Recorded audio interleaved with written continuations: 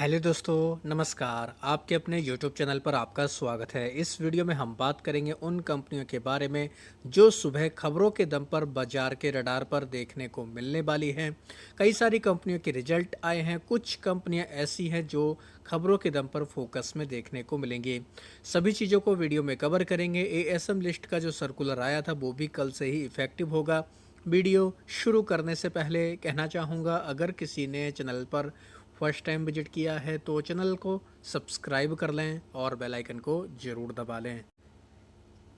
तो दोस्तों, फिलहाल बाजार का मूड एंड माहौल तो पॉजिटिव बना हुआ है। लास्ट वीक काफ़ी अच्छा मोमेंटम रहा। निफ्टी 50 हो या फिर सेंसेक्स, दोनों इंडाइसेस काफ़ी अच्छा मोमेंटम दिखाए थे।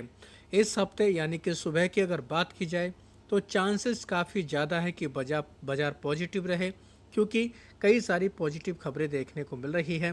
जो पहली खबर देखने को मिली थी वो ईरान से रिलेटेड थी। ईरान के ऊपर जो अमेरिका हमला करने वाला था उसको रोक दिया गया है।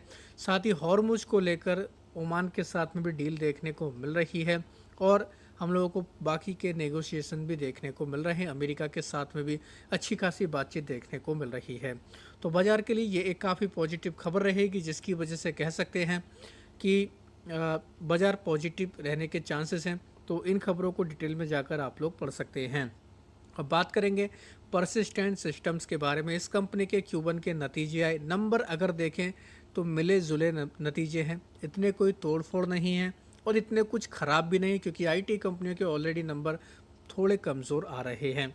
तो परसिस्टेंट सिस्टम्स की अगर बात की जाए तो पिछले क्वार्टर से तुलना करें, यानी कि क्वार्टर ऑन क्वार्टर के बेसिस पर आईटी कंपनियों के नतीजों को स्टडी किया जाता है। नेट पेट 8.5% से ज़्यादा घटकर आया, 483 करोड़, जो पहले 529 करोड़ था। रेवेन्यू में 6% की हालांकि ग्रोथ रही, 4,303 करोड़ रहा, जो पहले 4,056 करोड़ था। एबिट कंपनी का 11% से ज़्यादा घटकर आया। सबसे जो नेगेटिव पॉइंट है वो ये है कि कंपनी के मार्जिन भी घटकर आए, 16.3% से घटकर 13.5% पर आ चुके हैं। तो मार्जिन घटना ये चिंता की बात है। बाकी ओवरऑल देखें तो परसिस्टेंट सिस्टम के नतीजे हम लोग को मिले जुले ही देखने को मिल रहे हैं। तो अब क्या होगा, गिरावट होगी, तेज़ी आएगी या फिर नॉर्मल रहेगा? तो दोस्तों, जो मुझे लगता है मैं आपको बता देता हूँ। इस कंपनी में गिरावट के चांसेस देखने को मिलेंगे और बाद में रिकवरी आते देखने को मिलेगी। तो आप लोग सिचुएशन के अकॉर्डिंग अपनी रणनीति बना सकते हैं, क्योंकि ऑलरेडी परसिस्टेंट सिस्टम काफ़ी ज़बरदस्त तेज़ी दिखा चुका है। तो ये कंपनी हम लोग को फोकस में देखने को मिलने वाली है। दूसरी कंपनी CDSL, इसके ऊपर नज़र रख सकते हैं। इसके नतीजे अच्छे खासे देखने को मिले। नेट पर 15% बड़ा, मार्जिन हालांकि थोड़ा सा घटकर आए, लेकिन रेवेन्यू वगैरह ठीक ठाक सारी चीज़ें देखने को मिली। डीमेट अकाउंट की संख्या भी हम लोग को 18.5 करोड़ से ज़्यादा बढ़ते देखने को मिले। अगर कंपनी में बाई चांस गिरावट होती तो कोई घबराने वाली बात नहीं है। कंपनी अच्छी है और ऑलरेडी उच्चतम लेवल से काफ़ी नीचे, काफ़ी अच्छे सपोर्ट के पास में है। मेंबर के लिए जो वीडियो बना था दोस्तों, उसमें हम लोग को CDSL को भी हमने कवर किया था। तो काफ़ी इम्पोर्टेंट ये कंपनी फ़िलहाल देखने को मिल रही है। बात करेंगे मुथूट फाइनेंस के बारे में। मुथूट फाइनेंस के Q1 के नतीजे आए हैं। ईयर ऑन ईयर के बेसिस पर बेहतर ग्रोथ है। 43% कंपनी का पैट बढ़कर आया। गोल्ड लोन का AUM 2 लाख करोड़ के आसपास हमें देखने को मिल रहा है। हालांकि पिछले क्वार्टर से कंपेयर करें तो पैट गिरकर आया है। तो यानी कि गोल्ड के प्राइस उस दौर में उच्चतम लेवल पर थे और गोल्ड के प्राइस बढ़ते तो इस कंपनी को डायरेक्टली फ़ायदा होता है। तो फिलहाल कह सकते हैं कि ठीक ठाक नंबर आए हैं, लेकिन काफ़ी ज़्यादा चौंकाने वाला हम लोग को इसके ऊपर रिएक्शन देखने को मिलेगा, क्योंकि ये कंपनी गोल्ड को लेकर कारोबार करती है। गोल्ड के प्राइस के अकॉर्डिंग ही हम लोग को इसके ऊपर रिएक्शन देखने को मिलता है। हालांकि ऊपरी लेवल से देखें 4,000 के पार ये कंपनी देखने को मिलती थी, उस लेवल से काफ़ी नीचे है। तो रिकवरी के चांसेस आ सकते हैं, इस कंपनी के ऊपर नज़र रख सकते हैं। बात करेंगे ITC के बारे में। सिगरेट बनाने वाली कंपनियों के ऑलरेडी नतीजे हम लोग को कमज़ोर ही देखने को मिले थे। जैसे गॉडफ्रे फिलिप्स के नतीजे आए थे, BST इंडस्ट्री के नतीजे आए थे। अब हम लोग को ITC के नतीजे भी कमज़ोरी देखने को मिले हैं। कंपनी ने इस बार 3,580 करोड़ का पैट रिपोर्ट किया, जो अनुमान के मुताबिक कम है। अनुमान 3,990 करोड़ का था। पिछले साल इसी तिमाही में 5,113 करोड़ का पैट रिपोर्ट किया था। रेवेन्यू हालांकि 28% बढ़कर आया, 26,943 करोड़ के आसपास। एबिटा में 27% की गिरावट। मार्जिन कंपनी के 31.7% से घटकर 26.7% पर आ चुके हैं। तो मार्जिन में काफ़ी हम लोग को दोस्तों डाउनफॉल देखने को मिला और इसी वजह से आईटीसी के नंबर पर ये इम्पैक्ट पड़ा है।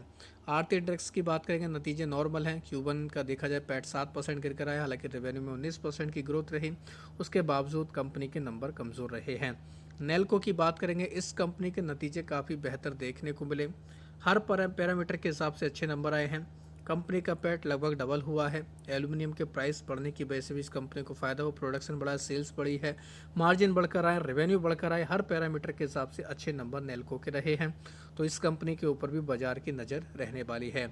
स्टरलाइट टेक्नोलॉजी लगातार ये कंपनी पिछले 6 महीने से फोकस में है, ऑलरेडी 300 से 400% की रिटर्न दे चुकी है। इस कंपनी को अब 960 करोड़ का एक ऑर्डर मिला है, टेलीकॉम सप्लाई का ये ऑर्डर इनको मिला है। तो इस ऑर्डर बिन की खबर की वजह से ये कंपनी फोकस में रहेगी, हालांकि ऑलरेडी 5% की इसकी सर्किट लिमिट है, इस चीज़ का आपको ध्यान रखना है।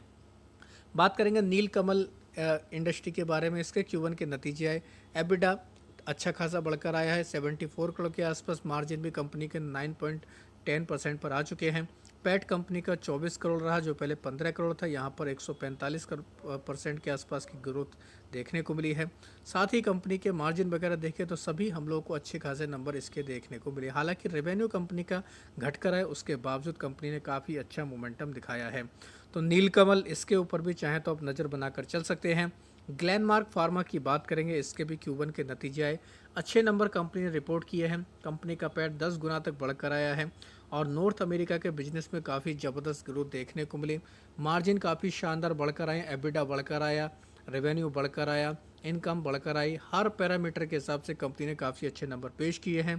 तो ग्लेनमार्क फार्मा, इसकी वजह से रिएक्शन ये कंपनी दिखाने वाली है। एबीबी इंडिया की अगर बात करी जाए तो इसके नतीजे आए हैं, नॉर्मल नतीजे, कुछ खास ग्रोथ नहीं दिखाई, केवल 3% के आसपास पैट बढ़कर आया है। तो इतने कुछ खास नंबर नहीं है, एस्टीमेट को भी कंपनी फुलफिल नहीं कर पाई, यानी कि एस्टीमेट मिस हुआ है। तो ये कंपनी भी फोकस में रहेगी। खराब नहीं कहेंगे, लेकिन हाँ, जितना उम्मीद थी उतने अच्छे नंबर कंपनी ने नहीं दिखाए हैं। बात करेंगे जुपिटर लाइफलाइन हॉस्पिटल के बारे में, इस कंपनी के नतीजे भी मिले जुले हैं। पैट 15% गिर कर आया, मार्जिन कंपनी के घट कर आए हैं। तो नंबर के दम पर यह कंपनी भी थोड़ा बहुत निगेटिव रिएक्शन दिखा सकती है। ब्लू डार्ट की बात करेंगे, इस कंपनी के नंबर अच्छे देखने को मिल रहे हैं। पैट 81% बढ़कर आए, मार्जिन सुधर कर आए हैं, स्ट्रॉन्ग डिमांड देखने को मिली। इस बार कंपनी का रेवेन्यू 15% से ज़्यादा बढ़कर आते देखने को मिला। तो अच्छे खासे नंबर हमें देखने को मिले हैं, जो कंपनी ने प्राइस हाइक किया था उसका भी इसको बेनिफिट मिला है। तो अच्छे नंबर हैं, तो ब्लू डार्ट ये कंपनी अच्छा परफॉर्मेंस दिखा सकती है। एनसीसी की बात करेंगे, इस कंपनी को कुछ ऑर्डर मिले हैं और ऑर्डर बिन की खबर की वजह से ये कंपनी भी हम लोग को फोकस में देखने को मिल जाएगी। तो इसको भी चाहें तो आप अपने रडार पर रख सकते हैं, इसको भी अपने फोकस में रख सकते हैं। ऑर्डर की देखी वैल्यू तो 1000 करोड़ के आसपास की हम लोग को ऑर्डर की वैल्यू देखने को मिल रही है। एक नहीं, कई सारे ऑर्डर इस कंपनी को मिले हैं, लगभग 3 ऑर्डर बताए जा रहे हैं, 1052 करोड़ इनकी वैल्यू है। बात करेंगे पावरिका के बारे में, पावरिका ने साइन किया है पीपीए GUVNL के साथ में 100 मेगावाट का विंड प्रोजेक्ट रहेगा, जिस पर ₹3.44 पर kWh इनको दिया जाएगा। तो काफ़ी बड़ी डील देखने को मिल रही है कंपनी के लिए, तो इसके ऊपर भी हम लोग कह सकते हैं बाजार काफ़ी फोकस में देखने को मिलने वाला है। एक कंपनी है क्लीन मैक्स एनवायरो, इस कंपनी की बात की जाए तो काफ़ी शानदार नंबर इसके देखने को मिले। कंपनी लॉस से प्रॉफिट में आ चुकी है, रेवेन्यू मोर देन डबल हुआ। किसी कंपनी का रेवेन्यू डबल होना काफ़ी ज़बरदस्त बात है। जो कोर बिजनेस है कंपनी का, उसका रेवेन्यू बढ़ना काफ़ी ज़बरदस्त बात है। FY28 को लेकर एबिटा गाइडेंस भी कंपनी ने काफ़ी चौंकाने वाला दिया है। तो अच्छे नंबर कह सकते हैं इस कंपनी के देखने को मिले। हालांकि मार्जिन कंपनी के घट कर आए हैं, लेकिन उसके बावजूद कंपनी ने काफ़ी शानदार परफॉर्मेंस दिखाया।